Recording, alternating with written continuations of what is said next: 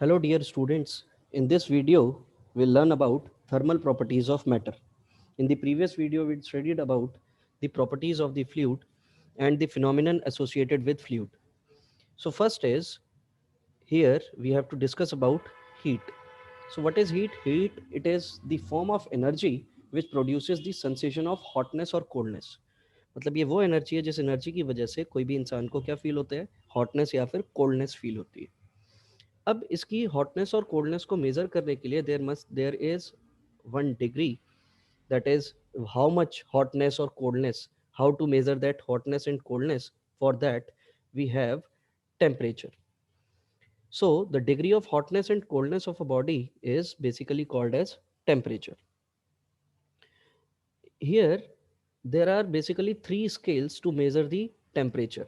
First is the degree centigrade scale, second is the Fahrenheit scale, and third is the Kelvin scale.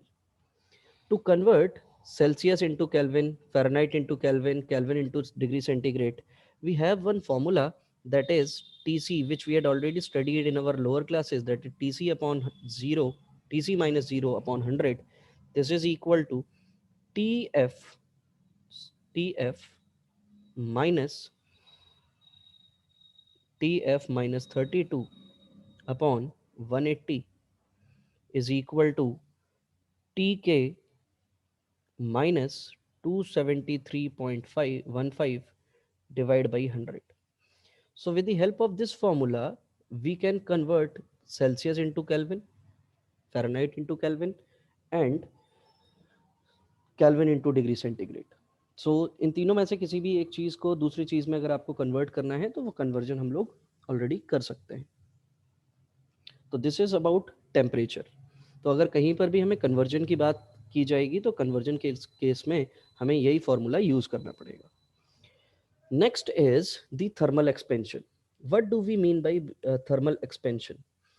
क्या होता है thermal expansion के case में? If a body is provided, any body is provided heat, then the body expands, that is there will be the change in dimension. तो अगर हम thermal expansion को अगर हमें डिफाइन करना है तो what we can write is change in dimension of a body due to absorption or emission of heat. मतलब अगर बॉडी हीट को एब्जॉर्ब कर रही होगी मतलब वहाँ पर टेम्परेचर राइज मिलेगा, अगर एमिट कर रही होगी तो वहाँ पर आपको टेम्परेचर लॉस मिल रहा होगा. So this expansion is basically of three types. One is linear expansion. Linear expansion means अगर मान लीजिए कि आपने हीट दी और हीट की वजह से सिर्फ और सिर्फ लेंथ में चेंज हो रहा है, तो उस केस में हम लोग लीनियर एक्सपेंशन की बात करेंगे. मतलब लीनियर एक्सपेंशन मतलब सपोज एक रॉड है, इस रॉड की जो लेंथ है that length is suppose L. After some time, after the temperature change, its length becomes L dash. Suppose this is L dash. So this change occur due to the change in temperature, and that temperature is delta T. So what we find that ये जो L dash minus L का जो हमें ये change मिला है, this change is basically directly proportional to L. This change is directly proportional to, मतलब जितनी ज्यादा लेंथ होगी उसी के अकॉर्डिंग आपको चेंज देखने को मिलेगा, and it is also directly proportional to delta T. If we'll combine these two, so it will be L dash minus L, and this will be directly proportional to L into delta T. So L dash will be directly proportional to, अगर हम directly proportional का sign अगर यहाँ से replace करें तो L dash minus L is equal to alpha L into delta T. So L dash will be L 1 plus alpha delta T, where this alpha is called as coefficient of linear expansion. इसी को हम क्या बोल देंगे? coefficient of linear expansion बोल देते हैं. तो अगर मुझे उस लेंथ में चेंज निकालना है या उस लेंथ में एक्चुअल लेंथ निकालनी है due to the rise in temperature, तो उस केस में हमें जो फॉर्मूला यूज करना पड़ेगा, that formula will be L dash is equal to L one plus alpha delta T. तो सिंपल सी बात, यहाँ पर ये जो कोफिशिएंट ऑफ लीनियर एक्सपेंशन है, ये हर एक मटेरियल के लिए आपको अलग अलग मिलेगा। मतलब अगर मान लीजिए मेटल, मेरे पास एक आयरन है, कॉपर है, एल्यूमिनियम है, तो इन सब के लिए जो अल्फा की वैल्यू होगी, that value will be different.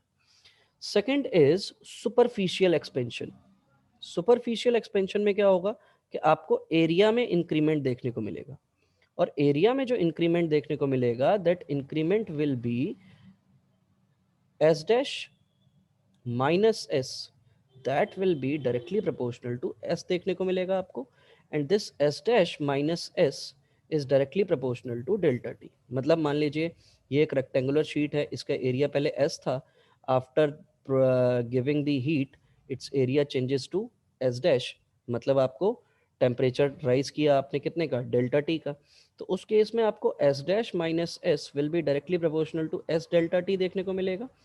यहाँ पर एक कांस्टेंट आपको देखने को मिलता है, that constant is beta delta T.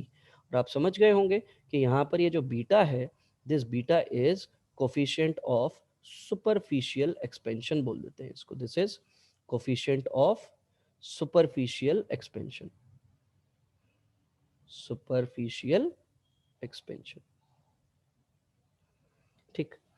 अगर हम तीसरे तरीके की एक्सपेंशन की बात करें, तो वॉल्यूमेट्रिक एक्सपेंशन देखने को मिलेगा, या उसको हम क्यूबिकल एक्सपेंशन भी बोलते हैं, क्यूबिकल एक्सपेंशन। और क्यूबिकल एक्सपेंशन की अगर हम केस की बात करें, तो यहाँ पर हमें v dash minus v will be directly proportional to v के डायरेक्टली प्रोपोर्शनल होगा, और v dash minus v will be directly proportional to delta T, मतलब वॉल्यूम में जो चेंज हुआ टेम्परेचर राइज की वजह से।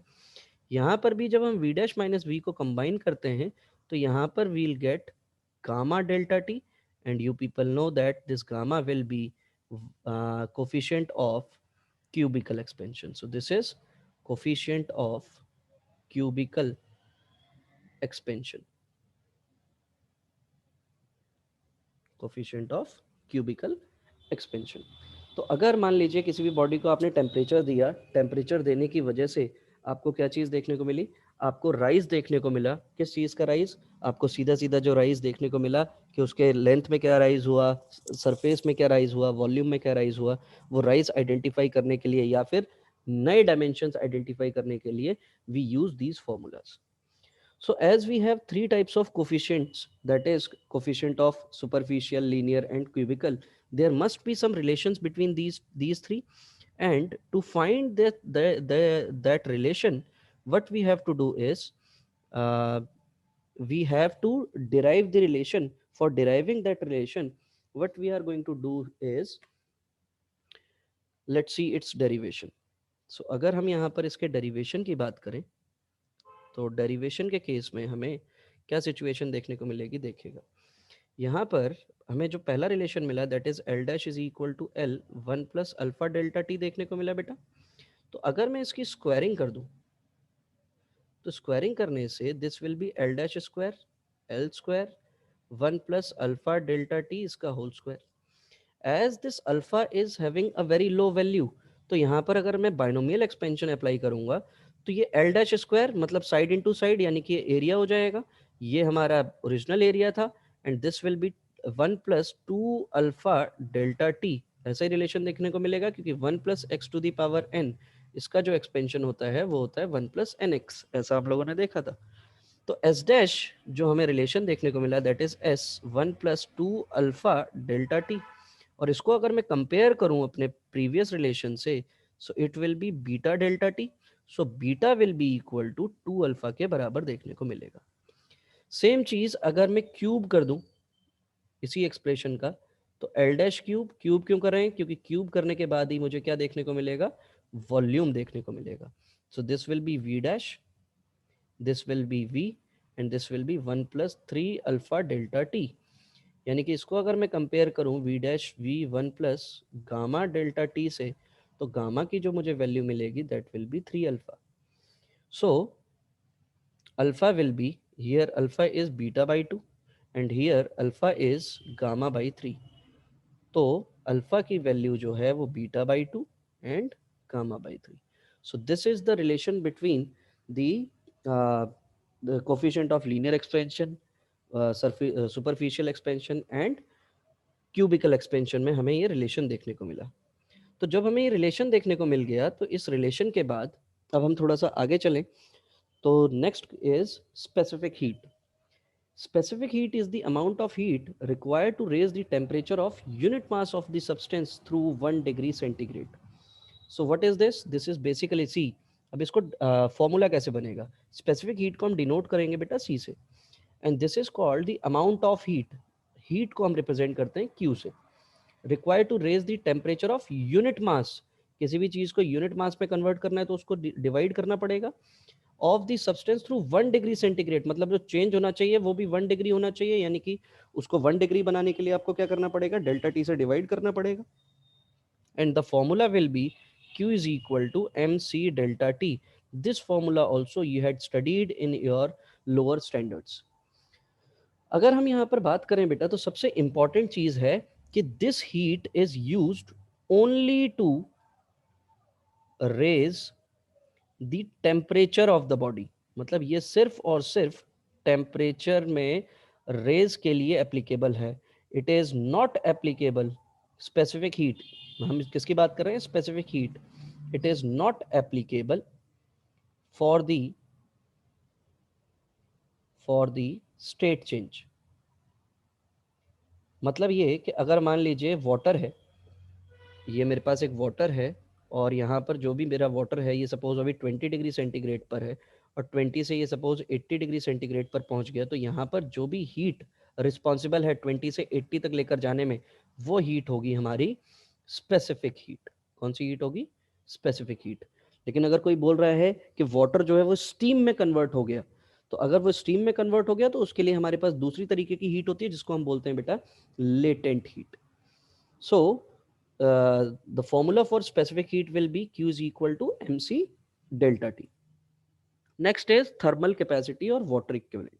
It is the amount of heat required to raise the temperature of a body by 1 Kelvin or 1 degree centigrade. मतलब किसी भी बॉडी में, मतलब जैसे मान लीजिए हम कढ़ाई रखते हैं, तवा रखते हैं, वहाँ पर हमने हीट प्रोवाइड की और हीट प्रोवाइड करने की वजह से जो भी टेम्परेचर में 1 डिग्री सेंटीग्रेड का जो रेज हुआ, टेम्परेचर राइज हुआ, उसके लिए जो अमाउंट रिक्वायर होती है बेटा हीट की, उसको हम बोलते हैं थर्मल कैपेसिटी। अब इसको नाम वाटर इक्विवेलेंट भी क्यों दिया गया है? तो वाटर इक्विवेलेंट इसलिए दिया गया है कि जैसे मान लीजिए मेरे पास एक कढ़ाई है, इसको मैंने यहाँ पर हीट प्रोवाइड की और जो भी ये मैंने हीट प्रोवाइड की, इस हीट की वजह से इसका टेम्परेचर 20 डिग्री से सपोज 80 डिग्री सेंटीग्रेड हो गया। तो इतने ही टेम्परेचर का जो चेंज देखने को मिलेगा इतनी हीट देने के बाद, तो कितना मास वाटर चाहिए होगा उसके लिए? मतलब वाटर को कंपेयर कर रहे हैं हम इस कढ़ाई के साथ। तो the mass of the water which absorbs और emit the same amount of heat as is done by the given body. मतलब जो भी आपका वाटर मतलब जितना बॉडी ने जो भी हीट एब्जॉर्ब किया, इमिट की, उतना ही कितने मास का पानी जो होगा वो सेम अमाउंट की हीट को एब्जॉर्ब करेगा या इमिट करेगा, उसको हम बोलते हैं water equivalent. So it is defined as the mass of the water which absorbs or emit the same amount of heat as is done by the given body for the same rise or fall in temperature, उसी को हम बोलेंगे water equivalent. तो water equivalent क्या होगा? जैसे मान लीजिए कि ये एक पैन है, इस पैन में हमने कोई भी एक लिक्विड है जिसको हम हीट अप कर रहे हैं। अब ये लिक्विड के साथ साथ जो हीट है वो तो इस कढ़ाई ने भी ली होगी। अब ये जो कढ़ाई ने हीट ली, मान लो इसका जो वाटर इक्विवेलेंट है वो 20 ग्राम है। कितना है? 20 ग्राम। तो अगर 20 ग्राम है इसका वाटर इक्विवेलेंट, तो इसका मतलब ये है 20 ग्राम पानी के बराबर ये हीट को क्या करेगा? एब्जॉर्ब कर रहा है। तो सिंपल सी बात, जब भी हम यहाँ पर हीट निकालने की, जैसे मान लीजिए ये वाटर है, ये 20 डिग्री सेंटीग्रेड से 80 डिग्री सेंटीग्रेड पर राइज हुआ, तो ये मान लीजिए वाटर जो है ये सपोज मेरे पास 580 ग्राम है। तो अगर ये 580 ग्राम है, इसका मतलब क्या हो गया कि मैं 580 ग्राम के अकॉर्डिंग हीट नहीं निकालूंगा, क्योंकि 20 ग्राम पानी के बराबर तो हीट इसने ली और 580 ग्राम तो हमने ऑलरेडी यहाँ पर हीट अप किया। तो the total mass of water will be 580 plus 20, और इसको हम C इंटू डेल्टा टी से मल्टीप्लाई करेंगे और जो भी मुझे अमाउंट मिलेगी that is called the specific heat या amount of heat required to raise the temperature of the given substance, जो भी हमारे पास यहाँ पर सब्सटेंस दिया गया है। Next is latent heat.